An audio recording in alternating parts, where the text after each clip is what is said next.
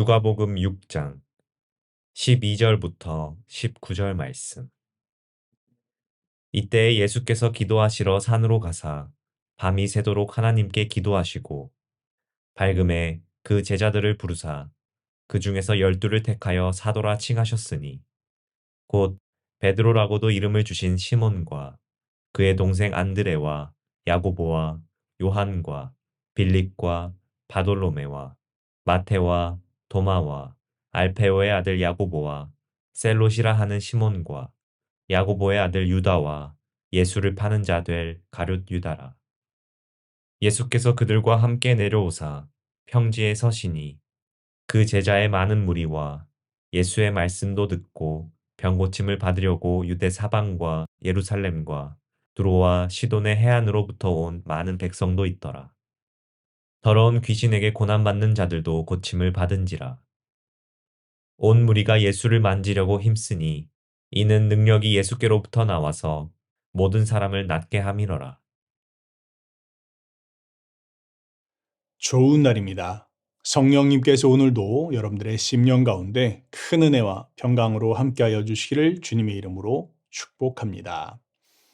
오늘은 청년을 위한 인생 메시지 22번째 말씀으로 온라인 예배 시대 내 신앙생활은 건강한가, 이런 제목을 가지고 여러분들과 함께 은혜를 나누기를 원합니다.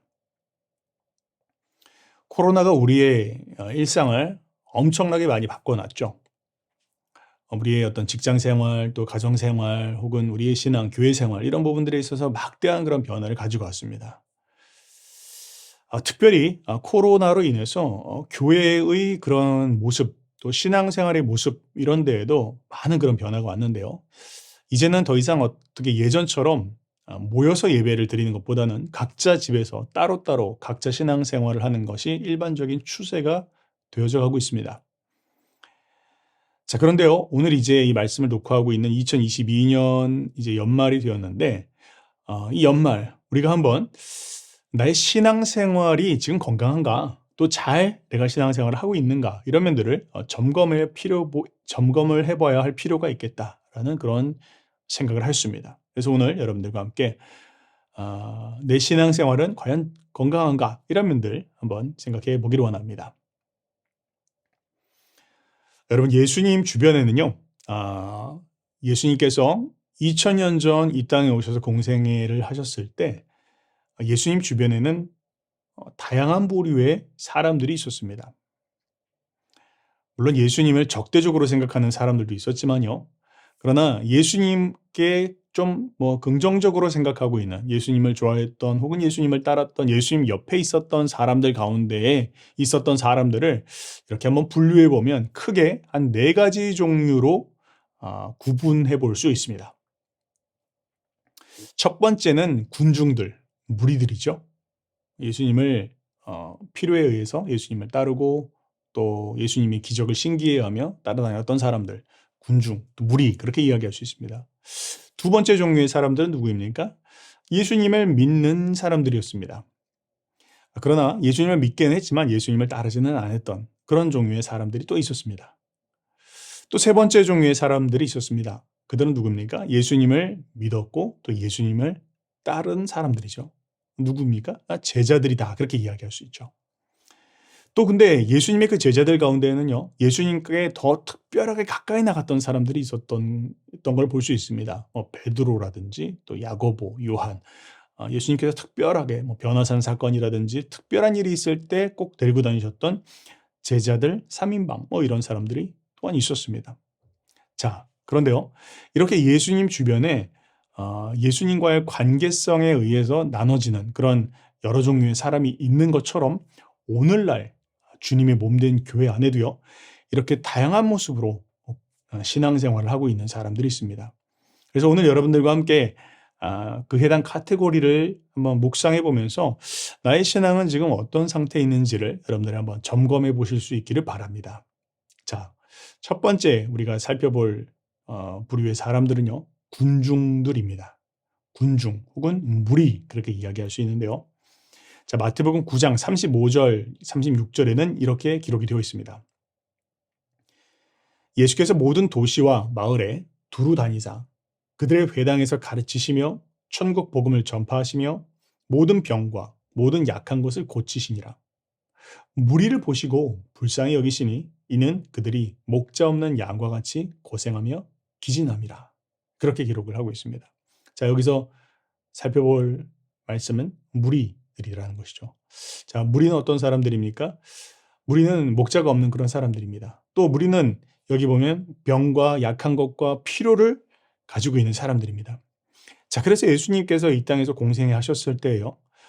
이런 무리와 같은 군중과 같은 사람들이 많이 있었습니다. 배고픈 사람들, 또 치유가 필요한 사람들 많이 있었죠. 이들은 어떤 나쁜 의도가 있던 사람들이 아닙니다. 예수님을 박해하는 사람들이 아닙니다. 그러나 또한 생각해 봐야 될 것은 그렇다고 해서 예수님을 막 좋아하고 예수님을 따르는 사람들 또한 아니었습니다. 이들이 예수님 앞에 나오는 이유는 무엇이었습니까? 그 이유는 간단합니다. 필요가 있기 때문입니다. 질병을 치유받거나 혹은 배고픔을 달래거나 혹은 어떤 특별한 일을 어떤 목적을 이루기 위해서 예수님 앞에 나왔던 사람들이죠. 그래서 그들은 자신의 목적이 성취가 되고 달성이 되면 예수님을 떠나는 사람들입니다. 자, 그렇기 때문에요. 우리가 이들의 삶의 모습들을 이런 모습들을 보면 예수님께서 우리들의 삶에 우리의 필요를 채워주는 것 주님 그거 원하십니다. 우리의 병도 치유하기를 원하시고요. 또 우리의 어떤 그런 필요들 채워주는 거 주님 기뻐하십니다. 주님 그것도 원하십니다. 하시는 일이십니다. 자, 그러나요. 주님께서는 우리가 그런 어떤 이기적인 목적 가운데에만 머물러 있는 것을 원하시지 않는다라는 것을 우리가 또한 기억해야 합니다. 누가복음 4장에 보면 예수님께서 예수님께서 날이 밝고 이제 기도를 마치시고 밖으로 나오셨는데 수많은 무리들이 예수님을 찾아오는 그런 장면들을 볼 수 있습니다. 그리고 예수님께서 가시는 것을 만류하고 우리와 함께 있어 주십시오라고 이야기하는 그런 장면들이 나옵니다. 자, 이 무리들이 군중들이 예수님을 붙잡은 이유는 무엇입니까? 그들의 어떤 그런 필요가 있기 때문입니다. 빵을 구하기 위해서 혹은 병치료를 받기 위해서 혹은 기적을 보기 위해서 여러 가지 그런 목적을 가지고 예수님을 붙잡는 그런 모습들이 나옵니다. 그런데요, 예수님께서 이렇게 말씀하십니다. 43절에 내가 다른 동네들에서도 하나님의 나라의 복음을 전하여야 하리니 나는 이 일을 위해서 보내심을 받았노라. 그렇게 기록을 하고 있습니다. 뭘 말합니까? 예수님께서는 군중들, 무리들이 예수님을 좋아하고 환호하는 그런 사람들이었지만 그러나 예수님은 그들에게 기대하시지 않으셨다는 거예요. 큰 기대를 하지 않으셨습니다. 그들에게 집착하지도 않으셨습니다. 예수님께서는요, 오히려 그들과는 오랜 시간을 함께하지 아니하시고 또 다른 자신의 필요가 있는 자들에게 또 떠나가시는 그런 모습들을 볼 수 있습니다. 조금 더 본질적으로 이야기하면 예수님께서는 군중과 무리를 떠나서 본질적인 사역을 찾아가신 것을 볼 수 있습니다. 그것이 무엇입니까? 사람을 살리고 회복시키는 일들, 복음을 전하는 일들, 제자를 준비시키는 일들, 그 일을 위해서 예수님께서는 자신의 한정된 3년 반이라는 시간들을 더욱 초점을 맞춰서 그 일을 하셨다는 것들을 우리가 볼 수 있습니다. 자, 오늘날 우리의 교회들을 한번 살펴보면요. 오늘날 우리 교회 가운데 어떤 그저 필요를 위해서 교회를 찾는 사람들이 있다면 어떤 중요한 그런 결정을 내리기 전에 혹은 진로를 위해서 혹은 직장을 취직하기 위해서 필요를 위해서 교회에 찾아와서 기도도 하고 또 종종 헌금도 하고 그런 사람들이 있다면 아마 이런 종류의 사람들일 것입니다. 그들에게 필요한 것은 예수님의 기적이겠지만 또 예수님께서 베풀어 주시는 어떤 그런 은혜이겠지만 그러나 사실 주님께서 그들에게 필요로 하신 것, 주님께서 그들에게 요구하시는 것은 무엇일까요? 그것은 바로 주님 앞에 나오는 것입니다. 주님 앞에 인격적으로 나오는 것입니다. 때문에 이들에게 가장 필요로 한 건 무엇입니까? 바로 구원자이신 예수 그리스도를 인격으로 만나는 것입니다. 거듭나는 것입니다. 새로운 인생을 사는 것입니다. 주님을 만나야 합니다. 만약 여러분들 가운데 이런 군중의 무리, 또 무리의 그런 무리 가운데에서 그런 카테고리 가운데 있다라고 생각되어지신다면 여러분 기도하시기 바랍니다. 주님, 저를 인격적으로 만나 주십시오. 제가 주님과 얼굴과 얼굴을 맞대어 인격으로 만나기를 원합니다. 그럴 때 주님께서 우리를 만나 주실 것이고 우리를 거듭나게 하실 것입니다. 자, 두 번째 부류의 사람들이 있습니다. 그건 누구입니까? 바로 성도들입니다. 자, 성도와 무리의 차이는 무엇입니까? 무리는 거듭나지 못한 사람들입니다. 구원의 확신이 없습니다. 예수님을 향한 어떤 인격적 만남과 경험이 없습니다. 그런 체험이 없습니다. 그러나 성도들은 거듭난 사람들입니다. 구원의 확신이 있습니다. 그리스도를 향한 믿음을 가지고 있는 사람들입니다. 자, 그런데 이들에게도 결여된 것이 있습니다. 그것은 무엇입니까? 신앙을 갖기는 가졌으나 그러나 여전히 그 사람의 모든 판단의 기준이 여전히 자기입니다. 자기의 중심입니다. 내가 원하는 것, 내가 바라는 것, 내가 하고 싶은 것, 내가 하기 싫은 것, 나에게 유익한가, 나에게 유익하지 않은 것인가, 이 기준 가운데 머물러 있다면 이 사람의 신앙은 성장하지 않습니다. 또 그러다 보니까 공동체 가운데 소속감을 갖지도 못할 때가 있습니다. 마치 이렇게 가족은 가족입니다. 서류상으로는 가족이에요. 그런데 그냥 방은 공간은 쉐어하고 있지만 그런데 마치 하숙생처럼 살아가는 교회 생활도 그렇게 할 수 있다는 것입니다. 자기의 고집들을 내려놓지 못합니다. 하나 되지 못합니다. 바로 그런 이유 때문이죠. 때문에 자기의 고집을 내려놓지 못하기 때문에 시험 가운데 반드시 넘어집니다. 광야의 연단, 하나님께서 그것을 꺾기 위해서 지나가게 하시는 시간인데 고집을 피우다가 결국에는 그 광야의 연단을 지나가지 못합니다. 자, 그러면 어떻게 될까요? 이렇게 되어지죠. 하나님께서 구원은 하십니다. 구원에는 문제가 없습니다. 그러나 문제는 무엇입니까? 하나님이 쓰실 수가 없습니다. 하나님이 쓰시질 않는다는 거예요. 죽고 나서 구원은 받지만 이 땅에서는 여전히 나의 고집과 나의 주관과 나의 호불호를 가지고 살아가기 때문에 하나님이 쓰실 수 없는 부류의 사람들이 되어진다는 것 우리가 또한 기억해야 될 것입니다. 오늘날 너무 많은 사람들이 TV, 유튜브 이런 거 통해서 신앙생활을 하죠. 그러다 보니까 그냥 내가 원하는 말씀만 또 찾아 들을 때가 있습니다. 심지어는 목사님들 말씀을 컬렉션 해가지고 나한테 좋은 말씀들만 찾고 들으려고 합니다. 그러나요? 정말 하나님이 나에게 무엇을 말씀하시는지, 내가 어떤 부분들을 내려놓아야 될지, 정말로 나를 깨뜨리고 주님을 따라가는 것은 무엇인지 이런 면들 우리가 생각해 봐야 할 것입니다. 그래서 성도들은 구원을 받은 자들이지만 그런데 한 가지 자기 중심성을 내려놓지 못했을 때 이 부분들에 있어서 도전이 필요하다. 한 걸음 나아가는 것이 필요하다라는 거 또한 기억해야 할 것입니다. 세 번째 부류의 사람들이 있습니다. 누구입니까? 이 사람들은 바로 제자다. 그렇게 이야기할 수 있습니다. 누가복음 14장에 보면요. 예수님께서 예수님께로 나오는 사람들을 구분 짓는 그런 모습들을 볼 수 있습니다. 제가 한번 읽어보겠습니다. 수많은 무리가 함께 갈새 예수께서 돌이키사 이르시되 무릇 내게 오는 자가 자기의 부모와 처자와 형제와 자매와 더욱이 자기 목숨까지 미워하지 아니하면 능히 내 제자가 되지 못하고 누구든지 자기 십자가를 지고 나를 따르지 않는 자도 능히 내 제자가 되지 못하리라. 그렇게 이야기합니다. 뭘 말합니까? 예수님께서 지금 예수님께로 나오는 사람들과 어떤 한 종류의 사람들을 구분해서 이야기하고 있어요. 이게 누구입니까? 제자다. 그렇게 이야기하고 있습니다. 예수님께로 나오던 수많은 사람들이 있습니다. 무리들이 있습니다. 그들은 필요에 의해서 필요를 얻고 나면 떠나갔습니다. 그런데도 불구하고 예수님을 따라오던 사람들이 또한 있었습니다. 그러나 그들 가운데에서도 예수님께서는 제자라고 하는 그런 무리를 또한 구분해내는 모습들을 볼 수 있습니다. 이들은 누구입니까? 자기의 중심성을 내려놓은 사람들입니다.